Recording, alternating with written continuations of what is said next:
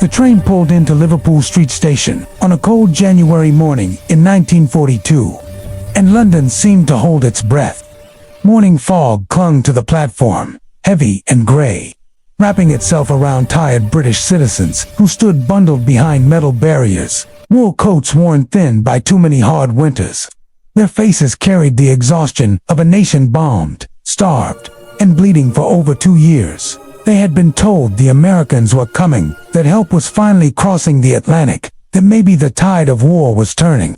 But what stepped off that train was not what they expected.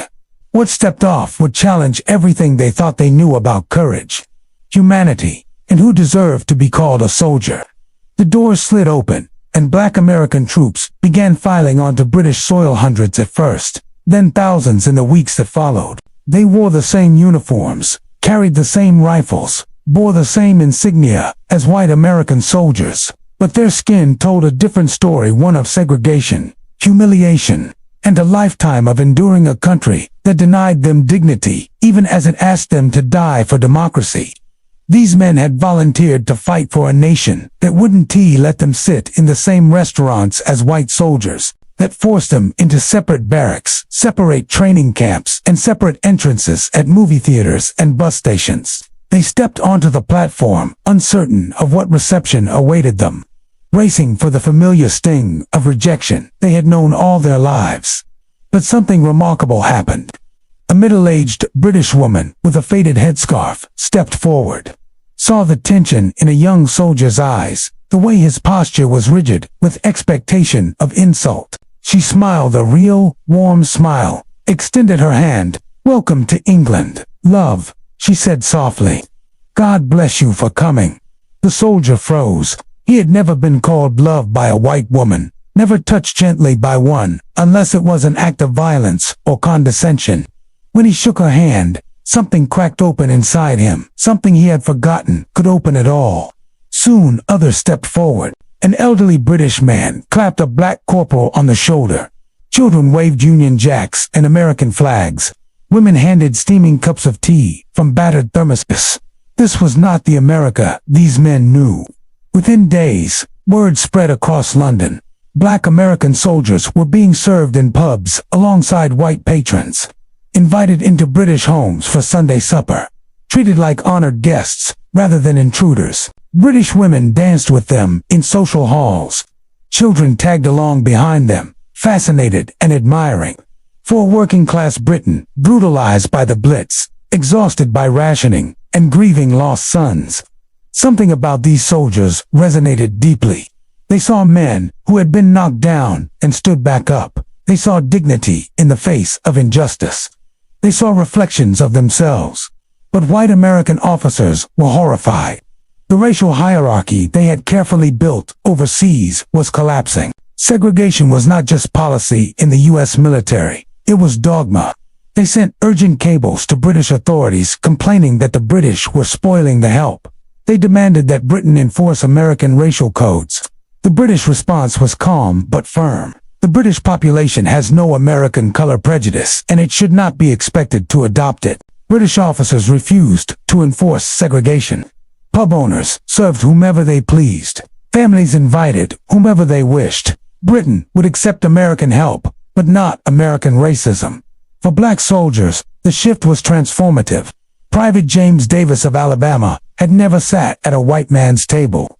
In a small village outside London, he found himself drinking tea from china cups with the Henderson family, who offered biscuits saved from their rations. When he hesitated to speak about life in America, Mr. Henderson said gently, "We know it hasn't been easy for your people, son. But you're here now, and you're welcome here." James wrote home that night, "Mommy, you wouldn't believe it. They treat us like men here." Black soldiers began walking differently. Back home, survival meant avoiding eye contact, stepping off sidewalks for white passersby, speaking softly, apologizing for existing. But in Britain, something unbent inside them. Corporal Thomas Wright, from Louisiana, realized it when a white British man stepped aside to give him the right of way on a sidewalk. "Good afternoon, soldier," the man said. Thomas felt his heart pound. It was a tiny gesture, but inside it lived a revolution. It said, "You matter. he wrote to his sister. Something in me is standing up straighter. These moments happened everywhere. In Bristol, black medic Samuel Peterson saved a British child's life after a truck accident. The widowed mother adopted him into her family in all but name, inviting him weekly, introducing him proudly to neighbors and relatives. When he left for America, she gave him a letter he kept for life. You gave me back my reason for living. Somewhere in England, you have a family that loves you. But white American officers fought back. They increased military police presence and began giving racist lectures to British civilians, warning them against interacting with black troops and spreading pseudo-scientific claims about black inferiority. The British responded with disbelief and, often, open defiance. One British schoolteacher stood in a public meeting and sharply rebuked a U.S. colonel, declaring black soldiers perfect gentlemen and noting that the only troublemakers in town were white American troops. The room erupted in applause. The colonel left in humiliation. Resistance spread. Railway workers quietly placed black soldiers in first-class carriages while white soldiers rode standard pub. PUB owners posted signs reading, "This establishment serves all Allied servicemen." Churches welcomed black troops while ignoring American demands for segregated worship. The message was unshakable.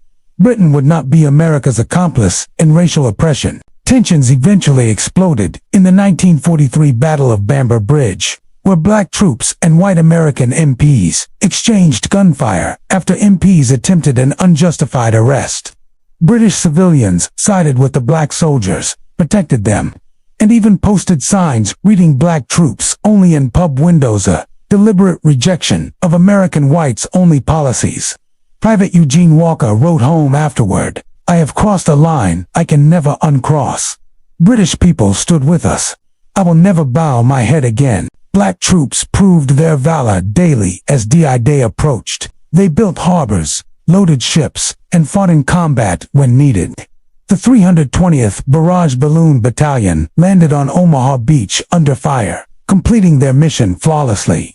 The 761st Tank Battalion later earned historic distinction for courage in battle. But after fighting Nazis, many returned to segregated American facilities in Britain. The contrast was unbearable. Sergeant David Williams, days after liberating a French village, was refused service at an American canteen because he was black. He wept outside, telling a British woman, "I saved lives.